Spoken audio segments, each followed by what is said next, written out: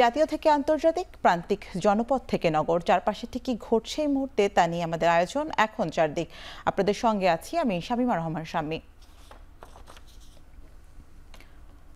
কোটা নিয়ে সর্বোচ্চ আদালতের প্রক্রিয়া শেষ না হলে নির্বাহী বিভাগের কিছু করার নেই বলে মন্তব্য করেছেন তথ্য প্রতিমন্ত্রী মোহাম্মদ আলী আরাফাত।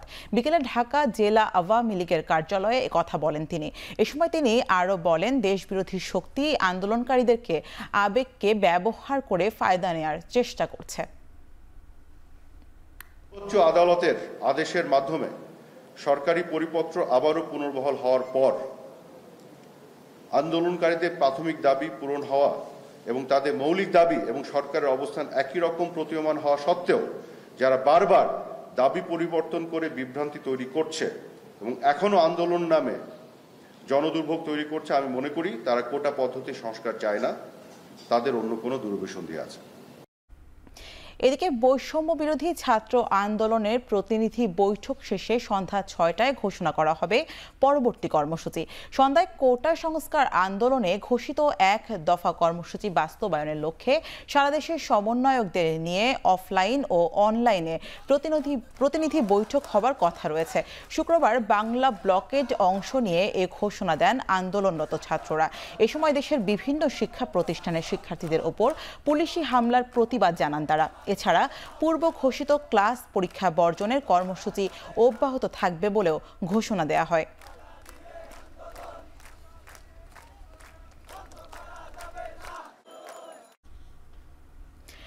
শিক্ষকদের সঙ্গে আলোচনা করেই পেনশন নিয়ে তাদের দাবি দেওয়ার বিষয়ে সিদ্ধান্ত নেওয়া হবে। বিশ্ববিদ্যালয়ের শিক্ষক প্রতিনিধিদের সঙ্গে বৈঠক শেষে কথা জানান আওয়ামী লীগের সাধারণ সম্পাদক ওবায়দুল কাদের। দুপুরে ধানমন্ডিতে আওয়ামী লীগ সভাপতির রাজনৈতিক কার্যালয়ে আন্দোলনরত শিক্ষক প্রতিনিধিদের সাথে বৈঠকে বসেন ওবায়দুল কাদের।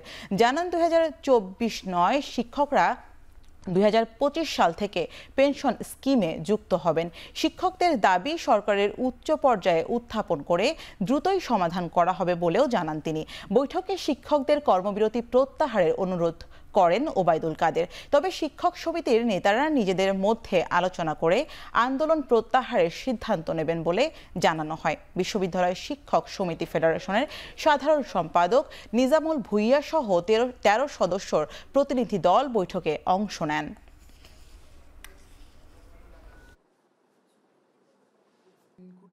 শিক্ষকদের দাবি সুপার গ্রেড ও স্বতন্ত্র উচ্চ বেতন স্কেল প্রদানের বিষয়টি আলোচনা হবে। আমরা পাবলিক বিশ্ববিদ্যালয়ের সকল শিক্ষকের মর্যাদা, আর্থিক সুবিধা অসুবিধা বিষয়ে আলোচনা করে সরকারের উচ্চ পর্যায়ে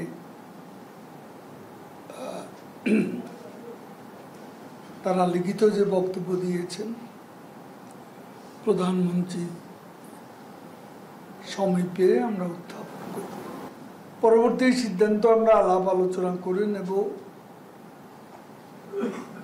আলাপ আলোচনার ভিত্তিতে আশা করি সকল সমস্যার অচিরে সমাধান। কোটা সংস্কার আন্দোলনের দাবি দেওয়া না মেনে সরকার বিএনপিকে জড়িয়ে ষড়যন্ত্র করছে বলে মন্তব্য করেছেন বিএনপির স্থায়ী কমিটির সদস্য মির্জা আব্বাস। শনিবার সকালে ঢাকা মহানগর বিএনপির নবগঠিত কমিটি জিয়াউর রহমানের সমাধিতে শ্রদ্ধা জানানোর সময় তিনি একথা বলেন। কোটা সংস্কার আন্দোলন যারা করছে তাদের দাবি দেওয়া ন্যায্য। বিএনপি এর সঙ্গে আছে এই কথা বলে আসল বিষয়টাকে ধামাচাপা দেওয়ার চেষ্টা করার কোনো প্রয়োজন আছে বলে আমি মনে করি না। এটা তাদের একটা অপপ্রয়াস, অপকৌশল এই আন্দোলনকে অন্যদিকে ধাবিত করার জন্য। আমরা ভয় পাচ্ছি এটুকুই যে এই আন্দোলনের ফাঁক দিয়ে আবার অন্য কোনো অপকর্ম তারা করছে কিনা। ঢাকা বিশ্ববিদ্যালয়ে এই মুহূর্তে কোটা আন্দোলন নিয়ে কথা বলছে আওয়ামী লীগ। আমরা চলে যাচ্ছি সেখানে। মানুষের মধ্যে যে ভীতির পরিবেশ সৃষ্টি করা হয়েছে, বাংলাদেশ ছাত্রলীগ সেই জায়গা থেকে শিক্ষার্থীদেরকে পড়ার টেবিলে ফিরে আসার আমন্ত্রণ জানিয়ে ইতিমধ্যেই কর্মসূচি সম্পন্ন করেছে। আরও কর্মসূচি আমাদের সামনে রয়েছে। ডোর টু ডোর ক্যাম্পেইন নামে আমরা একটি উদ্যোগ নিয়েছি, যার মধ্য দিয়ে আমরা দেশের বিশ্ববিদ্যালয়গুলোর, কলেজগুলোর হলে হলে শিক্ষার্থীদের কাছে গিয়ে তাদের মধ্যে সঠিক বার্তাটি পৌঁছে দেওয়ার চেষ্টা করব। কোটা ইস্যুর যৌক্তিক এবং বাস্তবসম্মত সমাধানের লক্ষ্যে তাদেরকে নিয়ে আমরা কোনো প্রকার ঘোলা পানিতে মাছ শিকারের চেষ্টা যেন কেউ করতে না পারে সেই লক্ষ্যে সচেষ্ট রয়েছি এবং কাজ করছি।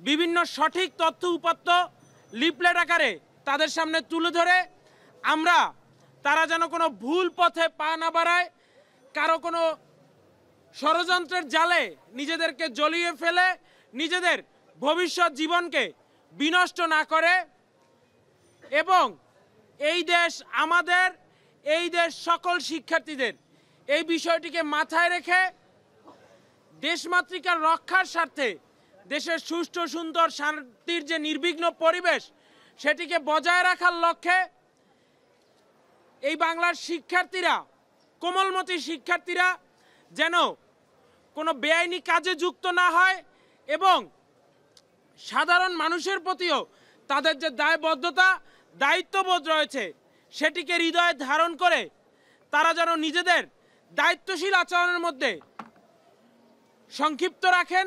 কারণ আমরা ইতিমধ্যেই দেখতে পাচ্ছি, লক্ষ্য করছি শিক্ষার্থীদের এই আন্দোলনে যারা সবসময়ই শিক্ষার্থীদের কাঁধে ভর করে, তাদের মাথাকে কাজে লাগিয়ে, তাদের মেধাকে কাজে লাগিয়ে ষড়যন্ত্র করে এই দেশকে, এই দেশের অগ্রগতিকে শেখ হাসিনার নেতৃত্বে স্মার্ট বাংলাদেশের লক্ষ্যে আমাদের যে অভিযাত্রা সেটিকে বিঘ্নিত করার চেষ্টায় মগ্ন রয়েছে, সেই ধরনের লোকজনের এই আন্দোলনে সম্পৃক্ততা আমাদেরকে সত্যিই উদ্বিগ্ন করে, ভাবিয়ে তোলে। আমরা ছাত্র সমাজের পক্ষ থেকে, প্রগতিশীল ছাত্রদের পক্ষ থেকে স্পষ্টত বলতে চাই, জানিয়ে দিতে চাই, কোটা আন্দোলনের নাম করে শিক্ষার্থীদের এই আন্দোলনে যদি কেউ কোনোভাবে বাহাত ঢুকিয়ে দেশের শান্ত পরিবেশকে অশান্ত করার চেষ্টা করে সেটির ফলাফল কিন্তু ভালো নয়। আজকে আমাদের এই মিড ডে প্রেসে আমাদের মাঝে উপস্থিত রয়েছেন বাংলাদেশ ছাত্রলীগ কেন্দ্রীয় নির্বাহী সংসদের সংগ্রামী সভাপতি, ঢাকা বিশ্ববিদ্যালয়ের আইন বিভাগের মেধাবী শিক্ষার্থী, একজন বীর মুক্তিযোদ্ধার সন্তান জনাব সাদ্দাম হোসেন। দেশের উত্তর ও মধ্যাঞ্চলে বন্যা পরিস্থিতির কিছুটা উন্নতি হয়েছে, তবে এখনও যমুনা, ঝিনাই ও ধলেশ্বরী নদীর পানি বইছে বিপদসীমার উপরে। তবে দুর্গত এলাকায় খাবার, সুপেয় পানি, শিশু ও গোখাদ্যর তীব্র সংকট তৈরি হয়েছে। গত 24 ঘন্টায় জামালপুরের দেওয়ানগঞ্জের বাহাদুরাবাদ ঘাট পয়েন্টে যমুনার পানি 20 সেন্টিমিটার কমে বিপদসীমার 35 সেন্টিমিটার উপর দিয়ে বইছে। এছাড়া সরিষাবাড়ির জগন্নাথগঞ্জ ঘাট পয়েন্টে 12 সেন্টিমিটার কমে বিপদসীমার 82 সেন্টিমিটার উপর দিয়ে বইছে। পানি কমায় অনেকেই আশ্রয়কেন্দ্র ছেড়ে ঘরে ফিরতে শুরু করেছেন, তবে এখনও পানিবন্দী দেওয়ানগঞ্জ, বকশীগঞ্জ, ইসলামপুর, মেলান্দাহ, মাদারগঞ্জ ও সরিষাবাড়ি উপজেলার প্রায় 2 লাখ মানুষ। তলিয়ে আছে 8,000 হেক্টর ফসলি জমি। এদিকে সিরাজগঞ্জে যমুনার পানি 10 সেন্টিমিটার কমলেও এখনও বিপদসীমার উপর দিয়ে বইছে। এখনও পানিবন্দী নিম্নাঞ্চলের 20,000 মানুষ। 6,500 হেক্টর ফসলি জমি ডুবে যাওয়ায় ক্ষতির মুখে পড়েছেন চাষিরা। এখনও বন্ধ শতাধিক শিক্ষা প্রতিষ্ঠান। এদিকে টাঙ্গাইলে যমুনা, ঝিনাই ও ধলেশ্বর নদীর পানি বিপদসীমার উপর দিয়ে বইছে। 6 উপজেলায় প্রায় 52,000 মানুষ পানিবন্দী রয়েছেন। পাঠদান বন্ধ রয়েছে জেলার অন্তত 50টি প্রাথমিক বিদ্যালয়ে।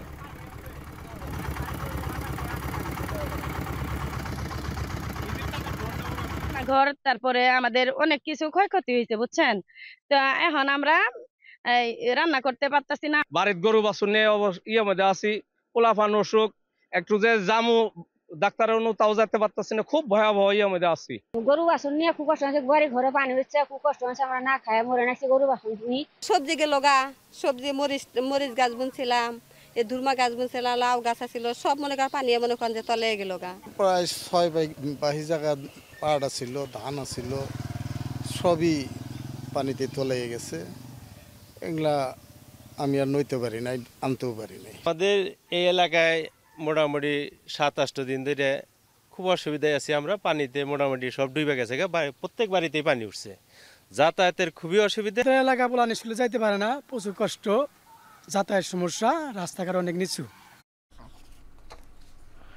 প্রতিনিধি দেশ ভারত সহ বাংলাদেশের 18 জেলায় অতিবৃষ্টি ও বন্যার কারণে সবজির দাম বাড়ছে বলে মন্তব্য করেছেন বাণিজ্য প্রতিমন্ত্রী আহসানুল ইসলাম টিটু। সকালে জাতীয় বাণিজ্য ট্রফি প্রদান উপলক্ষে আয়োজিত সংবাদ সম্মেলনে তিনি কথা বলেন। বাণিজ্য প্রতিমন্ত্রী বলেন, প্রাকৃতিক দুর্যোগের সুযোগ নিয়ে কোনো অসাধু সিন্ডিকেট যেন নিত্যপণ্যর দাম বাড়াতে না পারে সে ব্যাপারে ভোক্তা অধিকার সংরক্ষণ অধিদপ্তর সহ সরকারের সংস্থাগুলো সচেষ্ট রয়েছে। তিনি জানান, আলু ও পেঁয়াজ আমদানির জন্য আইইপিও উন্মুক্ত করে দেয়া হয়েছে। যে কোনো আমদানিকারক এখন থেকে এই দুটি পণ্য আমদানি করতে পারবেন। যে কাঁচা বাজারে বসার মতো অবস্থা নাই এবং যেখান থেকে আমাদের আসার কথা সেই জায়গাগুলিতে হয়তো আসতে পারতেছে না, তারপরেও আমাদের নজরদারি থাকবে এবং আমরা যে কোনো কঠিন ব্যবস্থা নেওয়ার জন্য সবসময় প্রস্তুত আছি। আপনারা জানেন যে 6 মাস ধরে কখনোই কোনো ব্যবসায়ীকে এটাকে কি বলে মজুতদারি করে দ্রব্যমূল্য বাড়ানোর কোনো সুযোগ আমরা দেও নাই, আগামীতেও দিবও না। চলতি সপ্তাহে এইচএসসি পরীক্ষার সঙ্গে উল্টো রথযাত্রা ও আশুরা থাকায় নতুন করে ট্রাফিক নির্দেশনা দিয়েছে ডিএমপি। যানজট বিবেচনায় শিক্ষার্থী ও সাধারণ নাগরিকদের হাতে সময় নিয়ে বের হওয়ার অনুরোধ জানিয়েছে পুলিশ। রাজধানীতে ডিএমপি মিডিয়া সেন্টারে করা ব্রিফিংয়ে ডিএমপির যুগ্ম পুলিশ কমিশনার জানান, এই সপ্তাহে উচ্চ মাধ্যমিক পরীক্ষা থাকায় শিক্ষার্থীদের হাতে সময় নিয়ে বের হতে হবে। 15 তারিখ সনাতন ধর্মাবলম্বীদের উল্টো রথযাত্রা রয়েছে, একই সাথে 17 তারিখ আশুরা উপলক্ষে মোহাম্মদপুর, মিরপুর, পুরান ঢাকায় ট্রাফিক নিয়ন্ত্রণে চ্যালেঞ্জ রয়েছে বলেও জানান তিনি।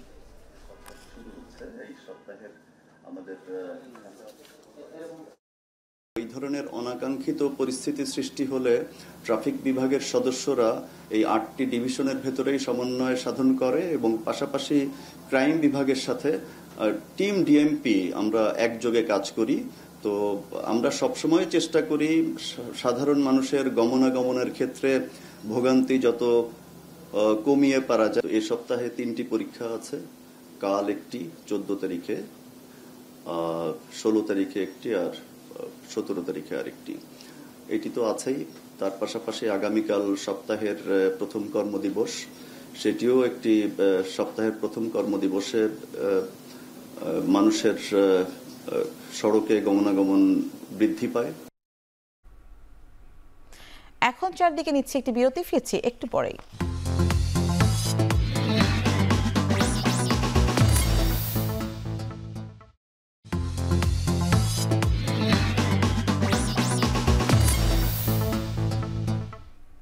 বিরতির পর ফিরে এলাম, আপনারা দেখছেন এখন চারদিক। দেশের ব্যাংকের ঘনত্ব বাড়লেও এ খাতের মানোন্নয়ন হয়নি, বরং ঋণ খেলাপি সহ নানা অব্যবস্থাপনায় দেশের অর্থনীতিকে চাপে ফেলেছে আর্থিক খাত। ইকোনমিক রিপোর্টার্স ফোরাম ইআরএফ আয়োজিত আলোচনায় বক্তারা একথা বলেন। আলোচনায় বক্তারা আরও বলেন, 2023-24 অর্থ বছরের 12 মাসে উচ্চ মূল্যস্ফীতির দায় এড়াতে পারে না কেন্দ্রীয় ব্যাংক। সভায় প্রধান অতিথি অর্থনীতিবিদ ও গবেষক ডক্টর আহসান এইচ মনসুর বলেন, সুশাসনের অভাবে বাংলাদেশের ব্যাংক খাত ক্ষতিগ্রস্ত হয়েছে। বাজেট ঘাটতি পূরণে অভ্যন্তরীণ খাত থেকে সরকারের ঋণ লক্ষ্য অর্জন অবাস্তব বলেও মনে করেন তিনি। বক্তারা বলেন, মেয়াদোত্তীর্ণ ঋণে অনৈতিক সুযোগের কারণে খেলাপি ঋণ বাড়ছে। আর্থিক খাতে হালনাগাদ তথ্য সীমিত করার মাধ্যমে কেন্দ্রীয় ব্যাংক দেশের অর্থনীতিকে অনিশ্চিত ভবিষ্যতের দিকে ঠেলে দিচ্ছে বলেও মন্তব্য করেন আইআরএফ সভাপতি। ধার করার সক্ষমতাটাও কমে যাচ্ছে এবং কমে গেছে অভ্যন্তরীণ আর্থিক খাত থেকে, তারা ব্যাংকিং খাত থেকে 1,37,500 কোটি টাকা নেবে। এটা কি সরকার নিতে পারবে? রাজস্ব পারবে না, এইখান থেকেও নিতে পারবে না। ওয়ার্ল্ড ব্যাংক দিবে, এডিবি দিবে, নিয়ে হয়তো আমরা কিছুটা পারবো। আমাদের যে লক্ষ্যমাত্রা দেওয়া হয়েছে 1 লক্ষ কোটি টাকার মতো নেট ফাইন্যান্সিং ফ্রম বরোইং, সেটা হয়তো হবে না। রাজধানীর মতিঝিলে শ্রী শ্রী লক্ষ্মীনারায়ণ জিও মন্দির বিগ্রহের প্রায় 30% দেবোত্তর সম্পত্তি দখলমুক্ত করেছে ঢাকা জেলা প্রশাসন। হিন্দু ধর্মীয় কল্যাণ ট্রাস্টের আবেদনের প্রেক্ষিতে শনিবার সকালে ঢাকা জেলা প্রশাসনের উদ্যোগে মতিঝিল রাজস্ব সার্কেলের সহকারী ভূমি কমিশনার ও নির্বাহী ম্যাজিস্ট্রেট মাহমুদুল হাসানের নেতৃত্বে অভিযান পরিচালনা করা হয়। ঘটনাস্থলে জেলা প্রশাসক জানান, দখলমুক্ত ও সম্পত্তি পরবর্তী সময়ে আনুষ্ঠানিকভাবে হিন্দু ধর্মীয় কল্যাণ ট্রাস্টকে বুঝিয়ে দেওয়া হবে। এদিকে হিন্দু ধর্মীয় কল্যাণ ট্রাস্ট জানান, দেবোত্তর এই সম্পত্তি হস্তান্তর করলে শ্রী শ্রী লক্ষ্মীনারায়ণের নামে মন্দির বিগ্রহ গড়ে তোলা হবে। জেলা প্রশাসক মহোদয় বলেছেন যে আমরা প্রায় 30% জায়গা আমরা পাবো। 33% একটা ডিজিটাল সার্ভেয়ারের মাধ্যমে পুঙ্খানুপুঙ্খানু মেপে আমাদেরকে পরবর্তীতে দ্রুত সময়ের মধ্যে সেটা বুঝিয়ে দেবে। মূল প্রতিপাদ্য বিষয় হলো আমাদের সরকারি একটা দেবোত্তর সম্পত্তিটা অবৈধ দখলমুক্ত করা। আগে জেলা প্রশাসকের কাস্টডিতে নেওয়া হচ্ছে, পরবর্তীতে এটা জেলা প্রশাসক স্যার সিদ্ধান্ত নেবেন ঊর্ধ্বতন কর্তৃপক্ষের সাথে আলোচনা করে যে এটা কিভাবে পরবর্তীতে হস্তান্তর করা হবে। এখন চারদিকে নিচ্ছে আর একটি ছোট্ট বিরতি, ফিরছে কিছুক্ষণ পরে।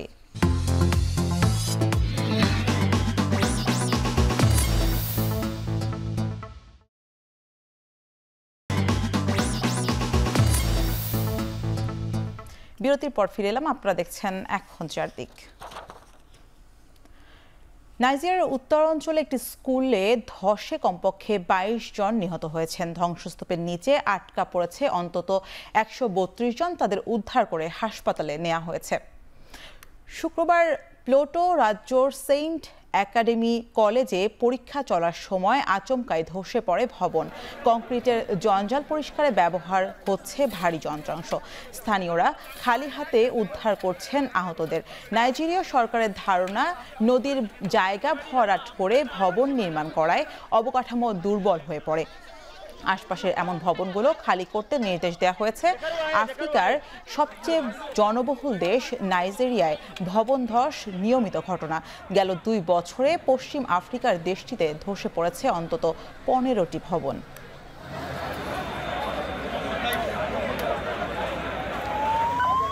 শেষ করছি এখন চারদিক। এখন চারদিক ওয়েবসাইটে, এখন টেলিভিশন ওয়েবসাইটে দেখতে ভিজিট করুন www.ekhon.tv।